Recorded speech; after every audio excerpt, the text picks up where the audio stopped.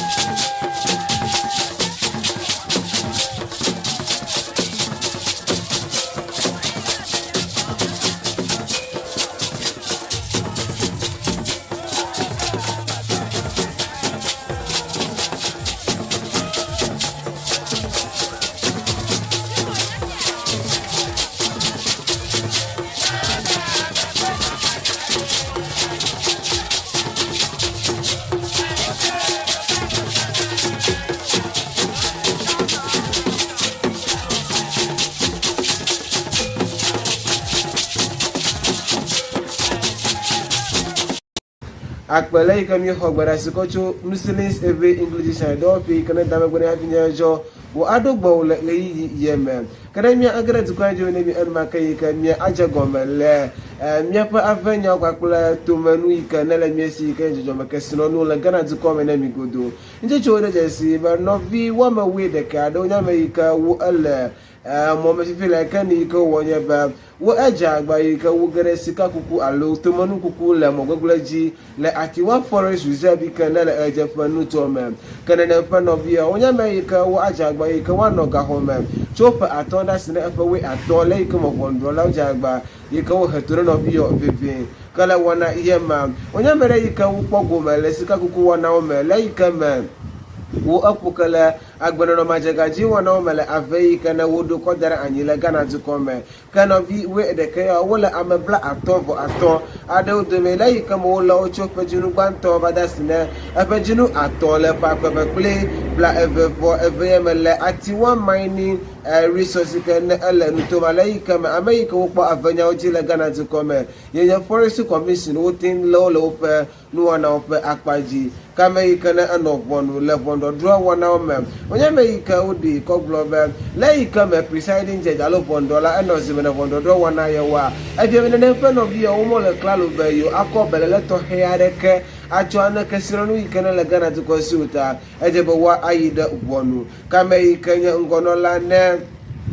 kama ikanya ngonola ne forest commissioner do fa ikana akpona miapa avenya oji le Ghana to come ikanya abotona na gweku bosompe anya me ikadi ko globe na le nkladu de katantia aje me no bi wacha gba ike wo ayide emo kala apono e penyanda dentia ada mebe yo pasi suno bibla atonvo atanda oji laika me yo allow iko pogomele illegal mining alo sika kuku le amogogleji le nutuome kala e penyamara dentia ada jesi be na alankulentia atiwa forest avia enye avada ika na elecho epakpere kala fa ashike bla evevo ade yenye 1926 le Ghana dukome ika wonye etohodu na nutu ade ika na le tefala bo ukwana echi ko ayina de brem denso pakpele ayensu nutu wome kala apoto epanyano ede ko globe le dodo e papaji ika ntutu de jesi be ngono la ika wonye traditional authorities to alo America ukwana adunya oji le nutu pakpele civil society organization so alo do fa ika no ukwono abetu come view ene le Ghana dukome wonye me iko la du pakpele ko so yo pasia na asu no vi ika wola hlodunu ye womji kala apoto epanyano ede ko globe yo pasi atensu Chinese top do wonu ika pahoma anye gbataga US dollar billion wama eve pakpla yo ofa champan alo modern wika uzana lo for do wona opakpaji kala apoto epanyano ede ko globe no vi mamleto ika na poto ika nya bla enevo atomamblewa yo aja gba ika yo akplo ha ako aide wonu kananya achole nya fa fanya opakpaji na mi ika nya anoga gamde do fa ika na akwana nyanda nya ojile Ghana dukome ika wo fie na no dukome view kokude ese pakpele chicho de sare ika ojaba waho aba dukome view ena ika wanya ufo wo fa yinya National Commission for Civic Education NCC do fa chicho de jesi be asisu apano Ketland adi ika dukulana na ado danko akufo ado woto asijibe wo anyama ika anohola sido wam abazima nola ene alo acting chairperson na do pia ene kala apano epenyano anyamede ika anyama ika wo adasile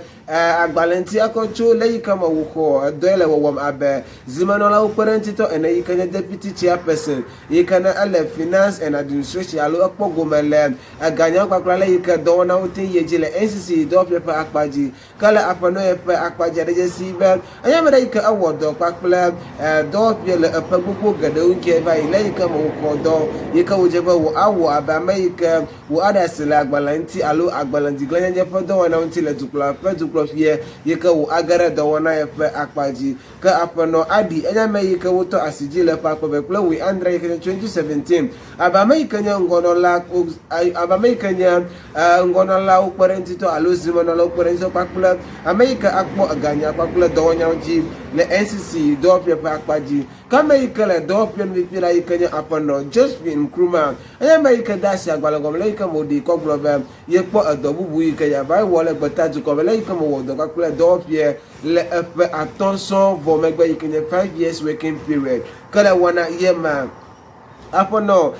adi ketile enyamere yika ajagba yika wo fonu gade kokuda women's empowerment and good governance yika nya ale yika wo award do plus suba nyano pa for the le Ghana to come kwakple ale yika wo adenu dukro hape to poplo wona ma nanye yika atten engineer apono ajagba yika wo fonu kokuda ne wona unti kala yika mo wo po do wona fan jeje gade o lika wo do abame yika na Gomele CDD Ghana do people Afro Barometer Project Kakule Center for Policy Analysis ko do pe okata ejagba yeke opona gbo to come via contact de nenye ni yike wo ad ngono alo wo agere wo pe do na pakpaji kanale kula pano entia MA in Communication Studies LSC no Makenham VA that's the bala LSC to act physiological major LSC pakpula anya mere yike wo oko do pe yike na acho Ghana to come alo University of Ghana yike school coordinator ka yike na Ghana to come yike wo ho GCE level certificate hegbele GCE level certificate nti yike wo na na pera certificate ko to Holy Child College do pe mele Ghana to come ta si so fo na jibe wanye ngono la ne do pe ika kponya ndanya ojine Ghana to come view kenye penya so na makwa apota na mi ika mi ano na number sub nuto mele ika me Zukobe binya Amerika ule kwenye fan 23 Amerika uzona amo kocho na tobu ikenya river oti ikenya na nuba sub district ikenya la gbagaji no to munya me ko fa ko ni be na alanku da yo pomo zo nya 23 aga ikenya yo azana ko kana fm la yo pa to cho na o ma anya ni ka aiji kan to no la yo fa ko ni be na alanku da both space wonti alo mo bi fa ga wonti a anya ni ka aiji mama la faji bla ato ika pe be yo kana sidi ato ba ka bia yo poto gale sidi bla andrevo ato khamle yo pomo zo nya pakpaji kale mtoma no la opanya nua onyame ikofa ko ni bebe be no vi ka wo kana da dambai sigauma ika wo na river otilo pomo zo nya pakpaji a wo pa ko ni bebe ala ba nya ba wo cho po moto pakpla anu bo kochu eto ya nya ni ka ga ai na reji ala gbegbe kale mtoma no la opanya nua wo pa ko ni be jiro nya me kana wa gara amena ya ika wo akpogbo ba yo pa bu jo nya nya ni ka edidi ala ba ato chuchu nya ne kai ka yo tinko zona yo pa agbodo wona opo mo kwakula asitanya oji la nanuba sap nutuo me